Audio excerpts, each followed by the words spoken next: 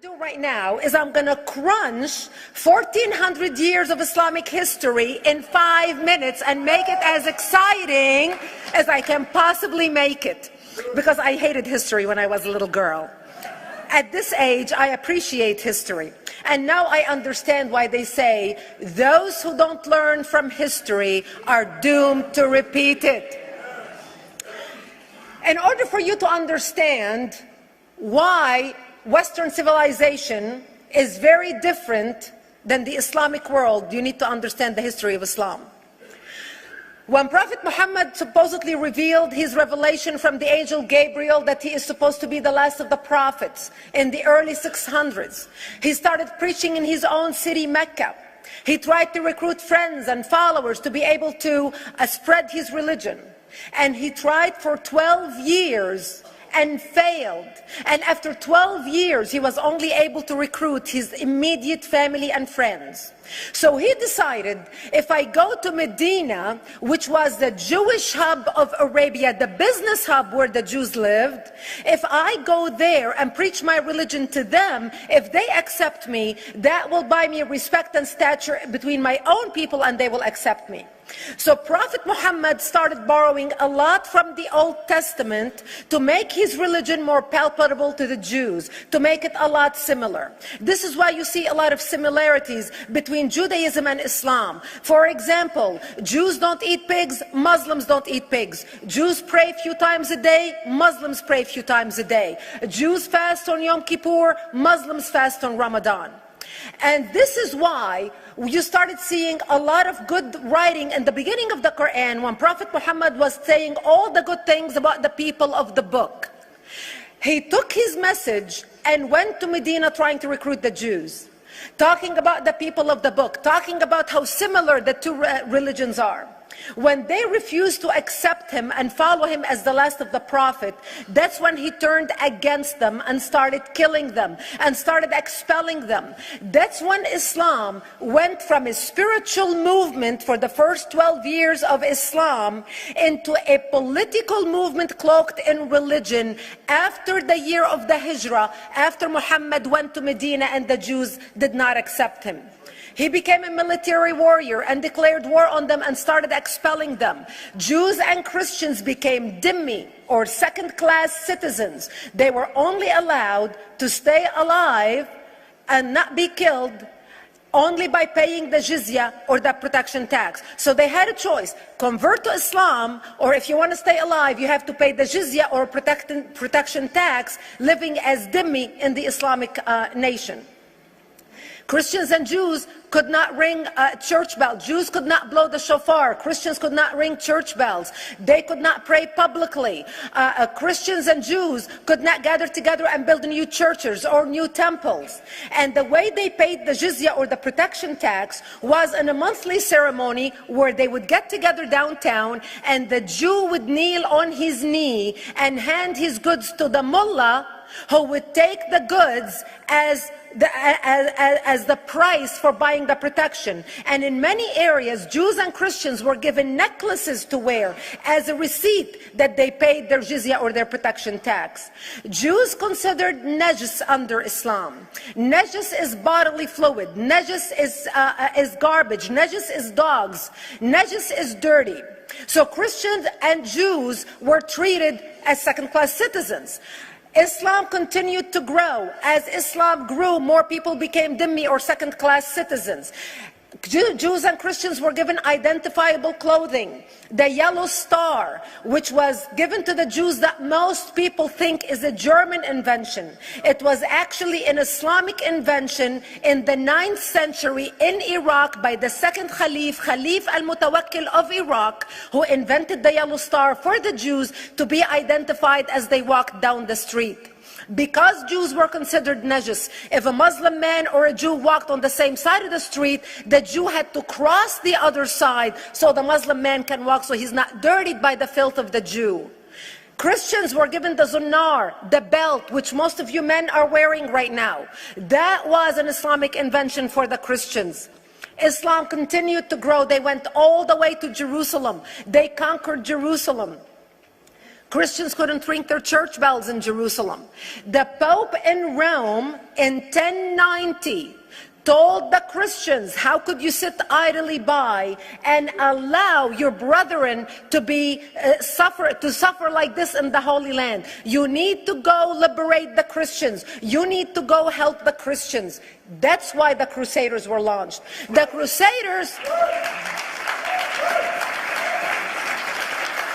Crusaders were not launched because they just felt like waking up in the morning and going and converting a bunch of Muslims or beheading them. The Crusaders were launched to liberate Jerusalem.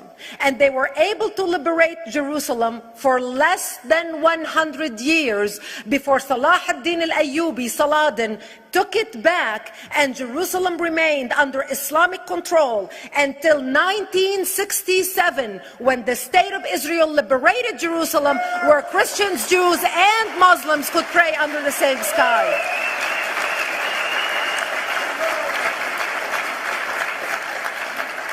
The Crusaders continued fighting Islam, and for 300 years they tried and failed. And by the 1300s, the Crusaders disappeared because they could not win against Islam. Islam continued to expand. They went all the way to Central Europe. They went all the way to China. They went to India. They conquered Spain. They changed the name of Spain from Spain to Andalusia.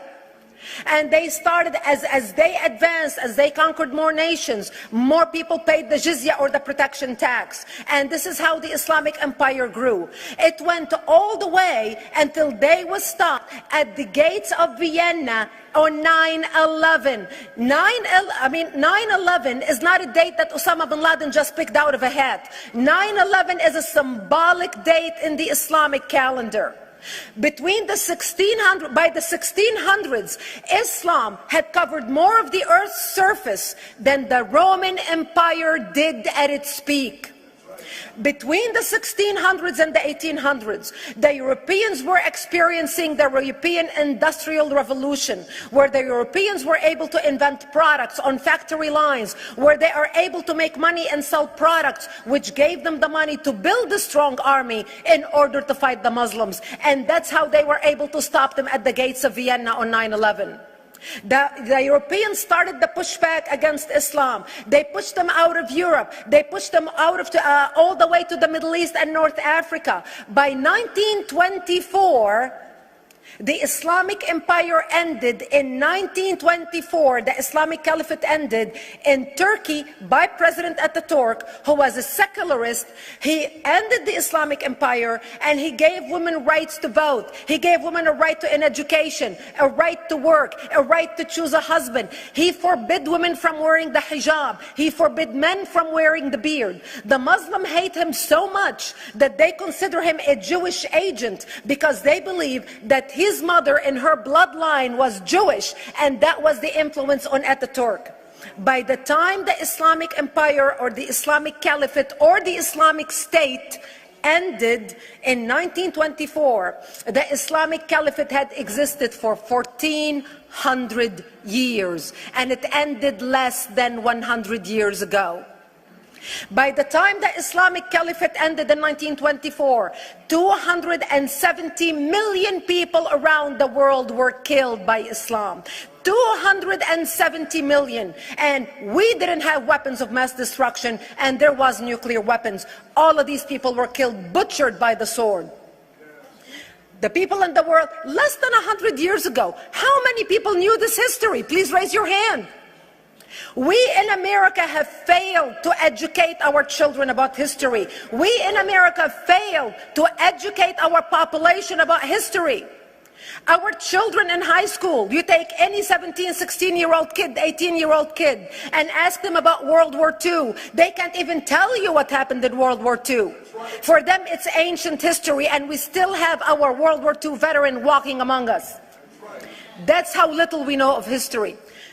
Islam ended in 1924, the Caliphate. People thought the Caliphate will never be resurrected. The Caliphate will never come back. But two things happened in the Middle East in the last century that made the Islamists be able to resurrect the Caliphate. Number one is the discovery of oil in Saudi Arabia, which we were able to discover and were stupid enough to allow them to nationalize it. And the number two that happened was Ayatollah Khomeini coming to power in 1979. That gave the Islamists the money and also the spiritual covering in order to explode on the world stage. And people say, oh, well, the Wahhabis exported their Wahhabi radical religion. The Wahhabis are the name of Wahhab. They're not a different sect of Islam.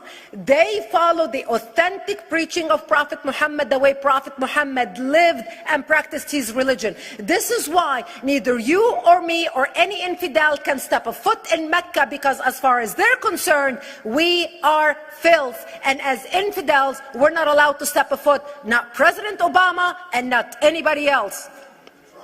As a matter of fact, Al-Qaeda used to use Saudi Arabia and its success as an excuse to recruit members, as the example to show them how Allah has blessed Saudi Arabia because of the way they adhere to the tenets of Islam.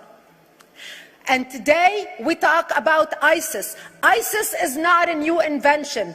ISIS resurrected the caliphate that ended less than 100 years ago.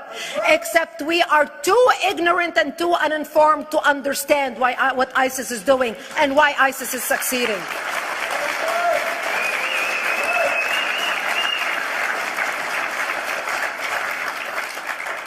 Two things you need to understand about Islam and the principles of war in Islam. One is the law of taqiyya, which means lying and deception. It means that a Muslim man can lay his hand on the Quran and swear that he is telling the truth, knowing that he is lying, but also knowing that the Quran will forgive him because he is advancing the cause of Islam. The second thing you need to know about is that the Treaty of Hudaibiya, which is an Islamic principle of war and a model on how to deceive your enemy when you have to sign peace treaties with your enemy. And it is based on an example by Prophet Muhammad. Prophet Muhammad was attacking the Meccans and their caravans when he was living in Medina. One day he attacked them because this is how he got the goodies. He would attack them, rob them, and spread the goodies among his men. And this is how he was able to recruit, because this is how people made money without working. And so he attacked the Meccan caravans. When he realized he's not able to defeat the Meccans in that city of Al-Hudaibiya, in that place, he signed a 10-year treaty with them. Does that sound familiar? Yes. A 10-year treaty with them that says he will not attack them, he will have peace with them, he will not declare war on them. Muhammad used the treaty for 2 years to build his military, strengthen his army, and when he realized he was strong enough to attack his enemies when they least expected it, because they thought they had a peace treaty with Muhammad, he broke the treaty, attacked them 2 years later, and Mecca fell within 24 hours because they were not expecting the attack. And that became a principle of war in Islam. And to give you an example of how that is practiced, this is why anything signed with Iran means nothing to them. And to give you an example of how this law has been put to use in recent history, Yasser Arafat, who's not an Islamist, but he is a Muslim, met with the Israelis and signed the Oslo Accord in 1993. Remember all the handshaking at the lawn of the White House? The Oslo Accord, Yasser Arafat used the peace treaty, the Oslo Accord with Israel, to get Israel to bring him back and give him his territory, finance his military, train his police, and give his police the weapons. Yasser Arafat broke the Oslo Accord 8 years later, didn't even wait 10 years, and declared the second intifada in 2000, and all hell broke loose. He used the same treaty to win and deceive against his enemies and deceive his enemies. When Jordanian press, after Yasser Arafat signed the Oslo Accord with Israel, and Egyptian press would interview Yasser Arafat, and they would say, how could you sign a peace treaty with the devil? How could you sign a peace treaty with the Jews? Yasser Arafat will tell them, remember Hudaibiya. That's all he would have to say. The whole Muslim world knew exactly what Yasser Arafat was talking about. We in the West and the Jews in Israel, it was over their heads. Nobody understood what Hudaibiya was referring to. And this is the type of deception that we are dealing with. So when Iran signs a peace treaty with the United States for 10 years, they are using us as useful idiots, as gullible, ignorant people who are signing a peace treaty with the devil in order for Iran to continue her thing. In this deadly game of thrones, there's no place for America or for Israel. We don't have to gamble with our future and with our children's future. Elie Wiesel. And I wish I could promise you, Elie, that the lessons of history have been learned. So I'm going to take you back in time, 1400 years, to the city of Medina, Saudi Arabia, to a time when Prophet Mohammed was given the task of finding a solution to women in the city being attacked and molested. The situation was this. It was around the year 600 AD, long before the modern convenience of plumbing. And when a woman awoke in the middle of the night with the urge to relieve herself, she would have to walk out past the outskirts of the city and into the wild by herself for privacy. Believe it or not, a group of men actually began to see an opportunity in women's nightly treks and started to linger at the outskirts of the city, their identities hidden in the dark, watching. If a woman walked by and she happened to be wearing a jilbab, which was a garment like a coat, the men knew to leave her alone. A jilbab of centuries ago was a status symbol, like a Burberry trench or a Chanel jacket. It announced that the woman was free, and a free woman was protected by her clan. She would have no problem speaking out against the attacker and identifying him. But if the woman walking out at night wasn't wearing a jilbab, if she happened to be dressed a bit more freely, then the men knew she was a slave, and they attacked her. Concerned members of the community brought the situation to the Prophet, and like so many other social, political, and familial issues that Muhammad faced during his prophethood, he turned this particular matter over to God. And a verse was revealed for the Quran, the Muslim holy book. "O Prophet," it reads, "tell your wives, your daughters, and the women of the believers to draw upon themselves their garments. This is better, so that they not be known and molested." Basically, the verse advises that all women dress similarly, so that they can't be picked out from one another, zeroed in on, and attacked. Now, on the surface, this may seem like a relatively easy solution to the problem, but it turns out it wasn't.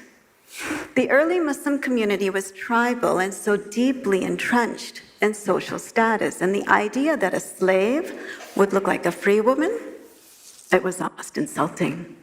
And then there was the matter of practicality. How would a slave do her work? How would she function if her body was constricted by a coat? How would she cook, clean, fetch water?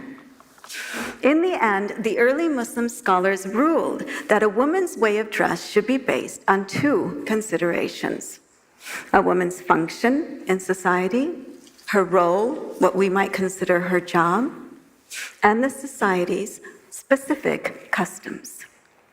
Or, in another way, when in Rome. Now, Muslims like to take historical rulings and apply them to the modern era. So let's do that. A woman's way of dress should be based on custom and function. So what does that mean for a Muslim woman living in America today?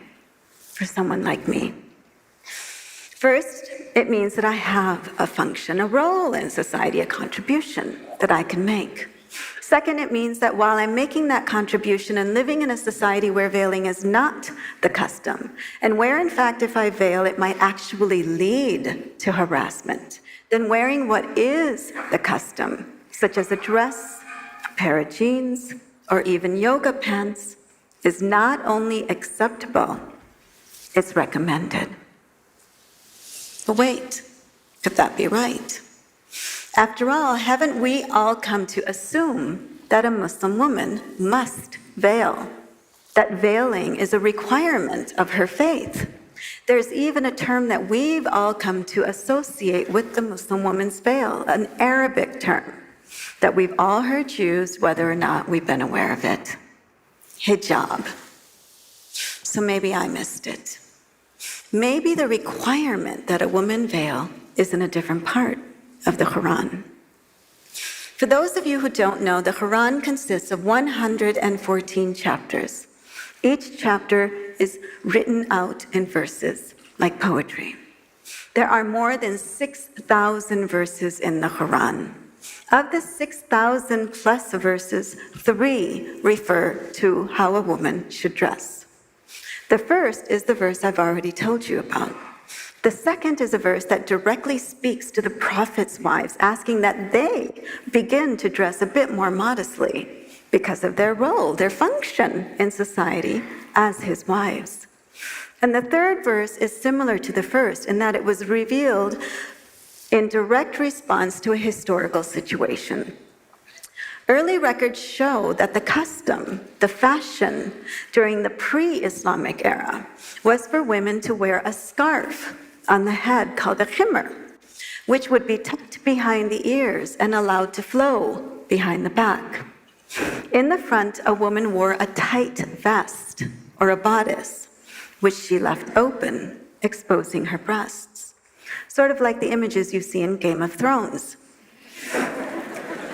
When Islam spread through the Arabian Peninsula, a verse was sent down asking that women use this scarf or any other garment to cover the breasts. And that's it. That's basically all there is in the Quran concerning how a woman should dress. Turns out, God doesn't give a bullet point of all the parts on a woman's body that he wants hidden from view. And in fact, it might be argued, and it is argued. I cannot stress enough that it is argued by many Muslim scholars that the reason these verses were left intentionally vague is so that a woman could choose for herself how to dress according to her specific culture and the progression of time. And that term hijab, guess what? It's not in any of these 3 verses. In fact, it's nowhere in the Quran directly meaning a woman's veil.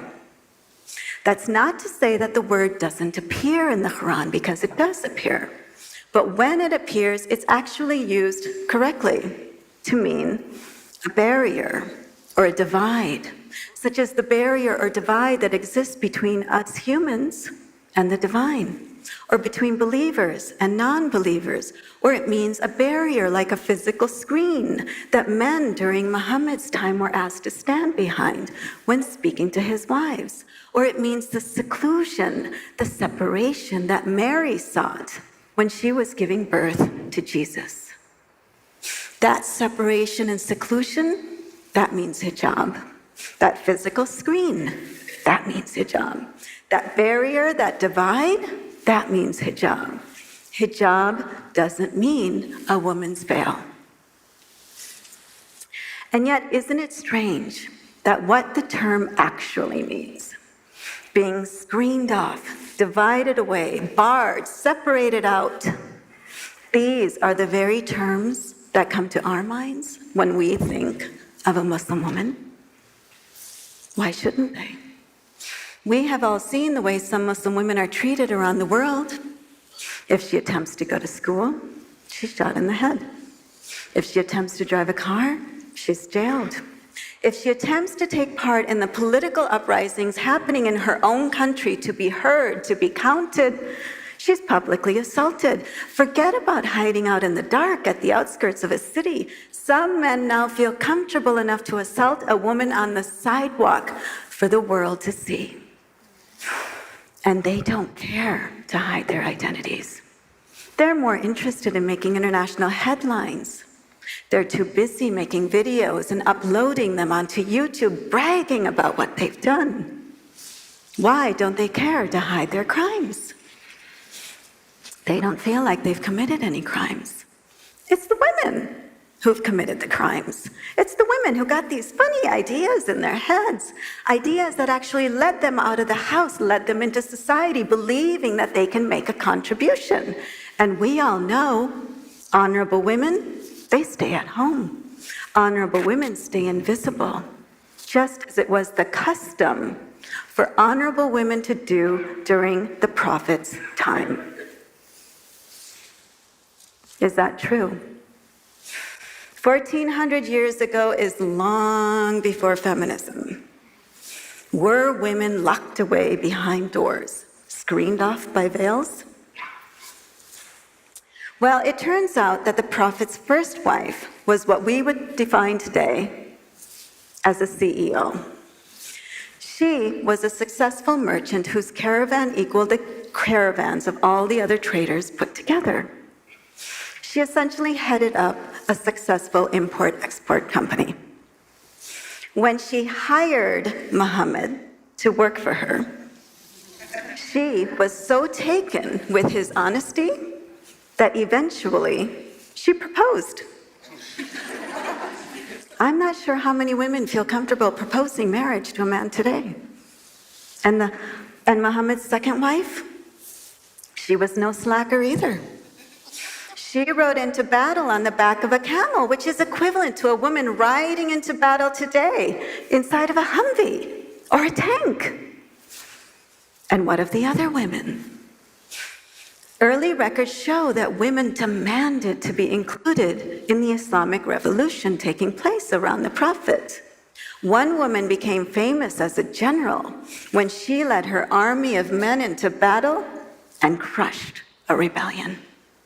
Men and women freely associated with one another, exchanged gifts. It was custom for a woman to select her own husband and propose. And when things didn't work out, to initiate divorce. Women even loudly debated with the Prophet himself. Seems to me that if fundamentalists want to return current Muslim society to 600 AD, it might be a huge step forward. Progress.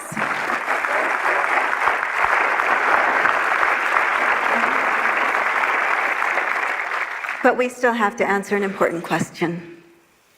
If not from Islamic history, and if not from the Quran, how is it that we in the modern era have come to associate Muslim women with hijab, with being separated out from society, secluded and isolated, barred from the most basic human rights? I hope it's not any surprise to you that this isn't by accident. For the past few decades, the very people who have been given the important task of reading and interpreting the Quran in a variety of different Muslim communities, certain clerics have been inserting a certain meaning into those 3 verses concerning women. For instance, that verse I told you about earlier. O Prophet, tell your wives, your daughters, and the women of the believers to draw upon themselves their garments. This is better, so that they not be known and molested.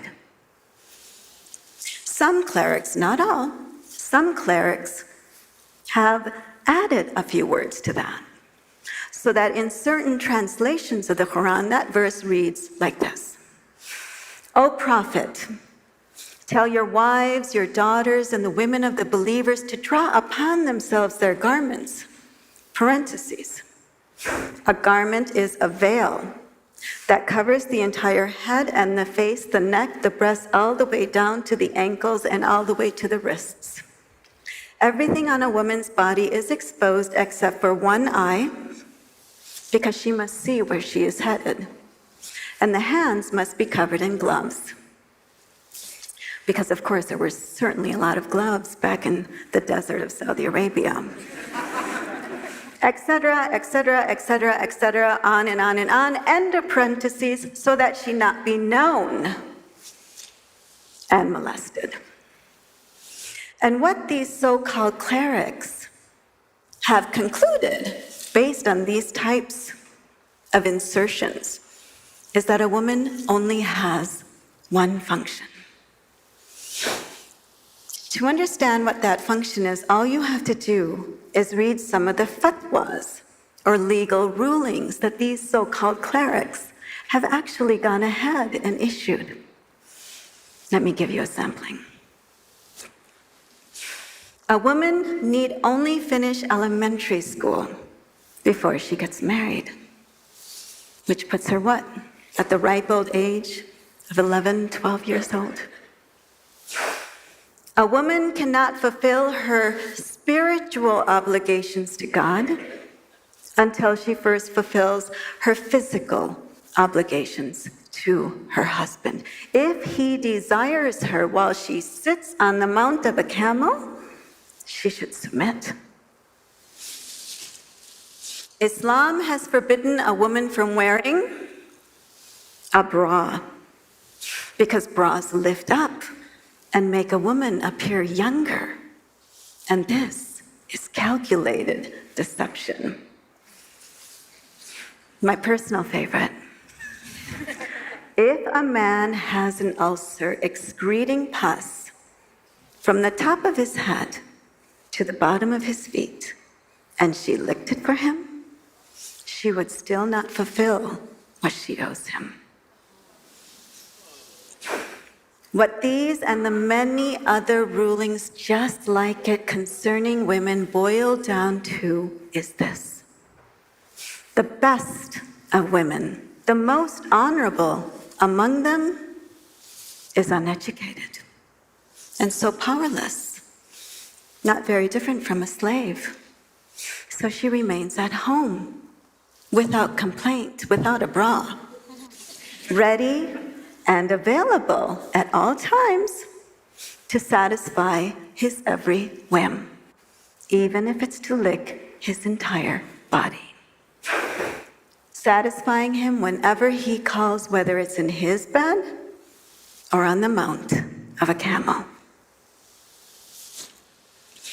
Does this sound like God's will to you? Does this sound like Scripture?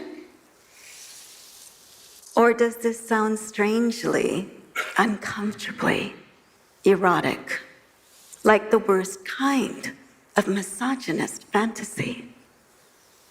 Are these so-called clerics and the fundamentalists and extremists who support them truly purifying Islam from within, bringing it back to its intended form?